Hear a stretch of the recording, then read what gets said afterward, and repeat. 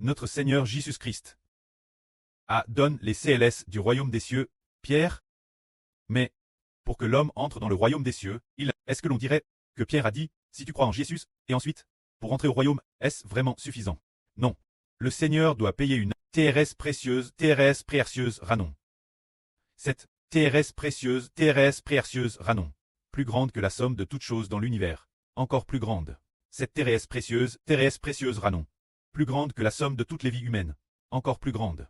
Cette précieuse Ranon, c'est que le Seigneur doit donner sa vie. Verser son sang et donner sa vie. Alors, après avoir sacrifié sa vie, le Seigneur offre sa vie Dieu. Offre son sang au pré-cleste.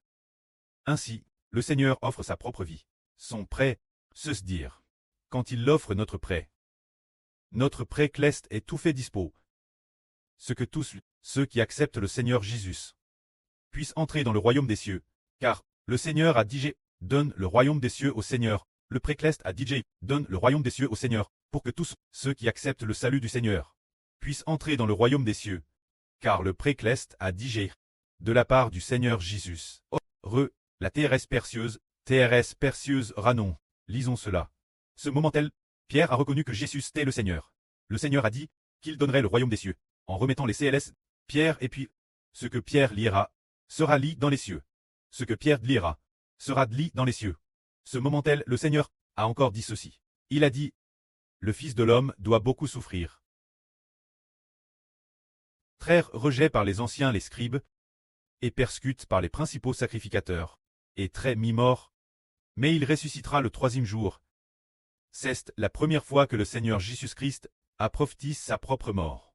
Comment le Seigneur pouvait-il ce moment-là prophétiser qu'il serait mi-mort et qu'il ressusciterait le troisième jour? Ce moment-là, les disciples ne comprenaient pas non plus ce que c'était. Les disciples ne savaient pas que le Seigneur est venu dans le monde, précisément pour très crucifié pour les hommes, et expier leurs péchés. Ce moment-là, les disciples ne comprenaient pas, car le Seigneur ne le leur avait pas dit explicitement. Mais le Seigneur allait continuer les enseigner et leur permettrait de comprendre progressivement, au moment opportun, de comprendre pleinement.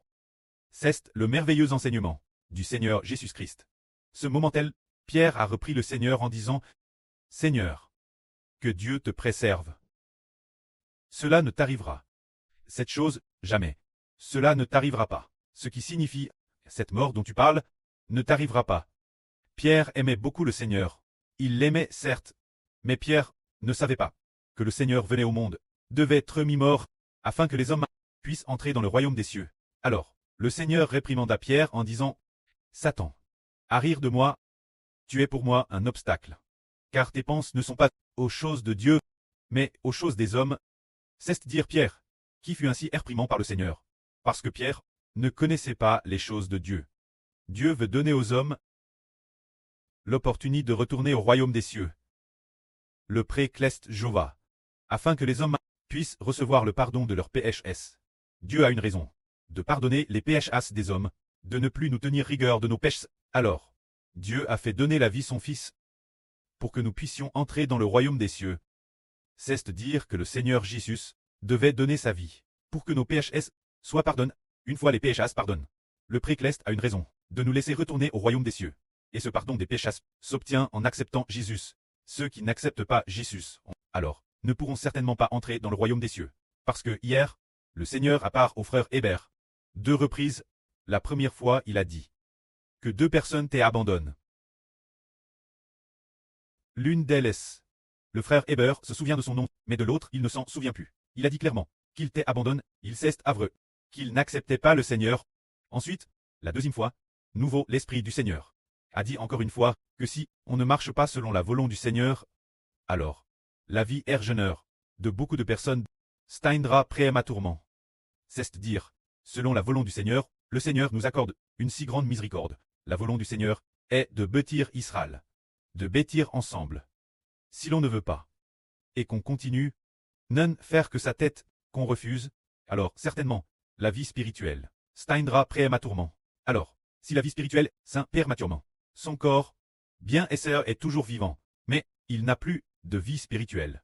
La vie de l'homme spirituel est morte. Alors cet homme et appelle un mort. Les morts doivent être jugs. Et le jugement signifie être jet dans un tang de feu et de soufre. Les morts, cela veut dire ceux dont la vie spirituelle est morte. C'est cela qu'on appelle les morts. Il y a, dans l'Apocalypse, 2 livres. Le précleste Jova est assis sur son trône de gloire, et alors, il y a 2 livres, l'un d'eux est DJ ouvert, et l'autre s'appelle le livre de vie. Ce livre, qui est ouvert, enregistre précisément les péchés commis par les morts. Eh bien, il enregistre le fait que cette personne ne croit pas. Elle ne croit pas au Seigneur et n'accepte pas le Seigneur, et appelle un mort. Bien, les PHH qu'il a commis, les PHS commis, sont enregistrés dans le livre. Ce livre est ouvert, alors, chacun sera selon ce livre, ce qui y est écrit, juge. Ce livre enregistre les PHH commis par les hommes, mais il enregistre quel genre de personnes ayant commis des péchés. Ceux appellent mort. Les personnes appellent mort tous les PHS qu'elles ont commis. Toutes sortes de péchés, tous les péchés offensant Dieu, sont tous enregistrés dans ce volume. Mais si l'on croit au Seigneur, ce volume n'enregistrera plus les PHH qu'il a commis. Si l'on croit au Seigneur, les PHH qu'il a commis, ce contenu enregistre sera crucifie, déchire, BRL au feu, et ne sera plus pris en compte. Parce que, il n'est plus un mort, il est un vivant. Ceux qui ne croient pas deviendront tous des morts. C'est pourquoi la Bible dit plusieurs reprises que les morts seront jugs. Les morts ici, ce sont les non-croyants. Et le Seigneur a dit hier, Hébert, si on ne marche pas selon la volonté du Seigneur, ceux qui marchent, alors, sa vie spirituelle va mourir prématurément. Ce qui signifie que nous avons déjà la vie spirituelle. Mais, si nous ne voulons pas obéir la volonté du Seigneur, et continuons d'en faire que notre tête, dans ce cas, le Seigneur le laissera mourir prématurément. La vie spirituelle, la vie et la mort sont prédestines. Le Seigneur veut que notre vie spirituelle grandisse bien. Qu'elle grandisse en abondance, c'est aussi fixe par le Seigneur. Alors, chez quel genre de personnes le Seigneur veut-il que la nouvelle vie grandisse bien? C'est chez ceux qui obéissent sa volonté. Pour bâtir le royaume d'Israël, nous savons tous que chaque arbre a certains qui poussent vigoureusement, et d'autres arbres qui deviennent terrestres secs, voire meurent. Cela signifie donc que la vie de certaines personnes grandit terrestre bien, et la vie d'autres personnes ne grandit pas bien. Ceux qui grandissent très bien seront Madame Tabli comme reine, et ceux qui ne grandissent pas bien pourraient finalement se déchirer prématurément. C'est pour nous faire comprendre qu'il faut suivre la volonté du Seigneur. C'est le Seigneur Jésus qui nous fait entrer dans le royaume des cieux. C'est que l'homme croit en lui et obéit sa volonté.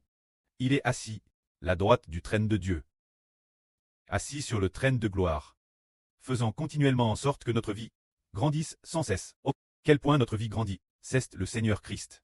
Sur le trône du royaume, la droite du trône du précleste Jéhovah, qui le détermine. Il dit, oh, cette personne, elle m'aime tellement, et aime aussi tellement mon fils, et aussi tellement aime mon précleste. Alors je vais faire en sorte que sa vie grandisse encore mieux. Le Seigneur regarde, ah, bien que cette personne croit en moi, elle a aussi reçu le Saint-Esprit, elle a aussi un peu de vie, mais elle ne veut pas suivre de PRS. Il y a encore beaucoup d'épines et de mauvaises herbes. Dans son cœur, elle aime encore ce monde. Dans son cœur, il y a encore toutes sortes de refus. Alors, elle est comme une semence plante parmi l'épine. Alors sa vie disparaît, parce qu'elle ne m'aime pas. Elle n'a pas tout son cœur. Pour m'aimer, elle a aussi aime beaucoup d'autres choses. Ainsi, une telle personne, sa vie spirituelle, le Seigneur dit, meurt prématurément. Alors nous comprenons que notre vie est contenue dans le Seigneur, cache dans le Seigneur Christ. Envers notre Seigneur, il faut obéir et craindre. Obéir et craindre, et l'aimer de toute notre vie. Or, le Seigneur est miséricordieux. Il aura sûrement pitié de nous. Il nous aime. Il aura sûrement pitié de nous. Qui aime-t-il? Ceux qui obéissent, tout comme hier, quand le frère Heber est arrivé la villa, pour rencontrer les frères et sœurs, il a découvert que les frères et sœurs, beaucoup d'entre eux avaient grandi. Pas mal. Il a vu que tous, absolument tous, avaient pratiquement tous grandi. Un groupe de frères et sœurs, waouh, leur vie a comment grandir. Et un groupe de sœurs, ah, comment des sœurs si ordinaires ont pu si bien grandir dans leur vie. Parce que, elles ont une caractéristique. Ne pas soigner juste la mort, suivre de TRS-PRS, c'est peu importe comment le précleste les faonnes, elles le veulent bien. Peu importe comment les frères et sœurs les faonnes, elles le veulent bien, juste pour obtenir la croissance de la vie accordée par le Seigneur Christ. Alors elles sont bénies. Le Seigneur dit, selon la volonté du Seigneur, la vie pourra durer éternellement. Notre vie spirituelle, c'est par le Seigneur, qui nous fait obtenir une si grande bénédiction. Quel point notre vie grandit, tout est déterminé par le Seigneur. Nous devons craindre le Seigneur et le suivre de PRS. Pourquoi cela? C'est lui qui le décide. Pourquoi dis-tu que notre vie, la vie spirituelle, est entièrement décide par le Seigneur?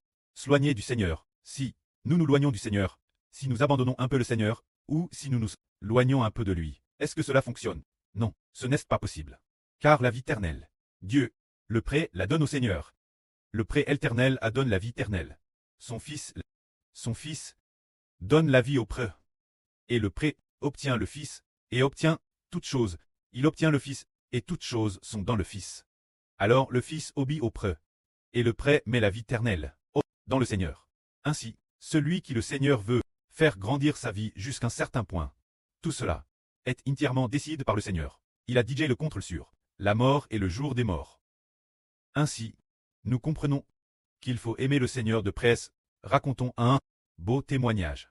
Ce témoignage, c'est pour que nos frères et sœurs comprennent que, actuellement l'Esprit du Seigneur, l'Esprit du prêt sont tous dans le frère Hébert.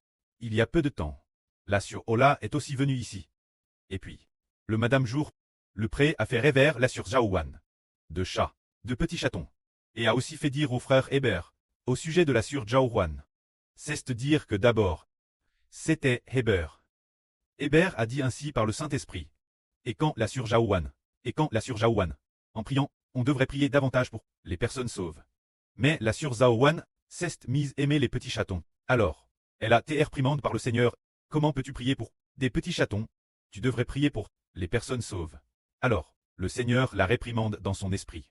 Et puis, le prêtre lui-même a fait faire un RVE la sœur Jaouane. Elle a hervé qu'une dizaine de frères et sœurs avaient chacun leur propre petit chaton qu'ils levaient.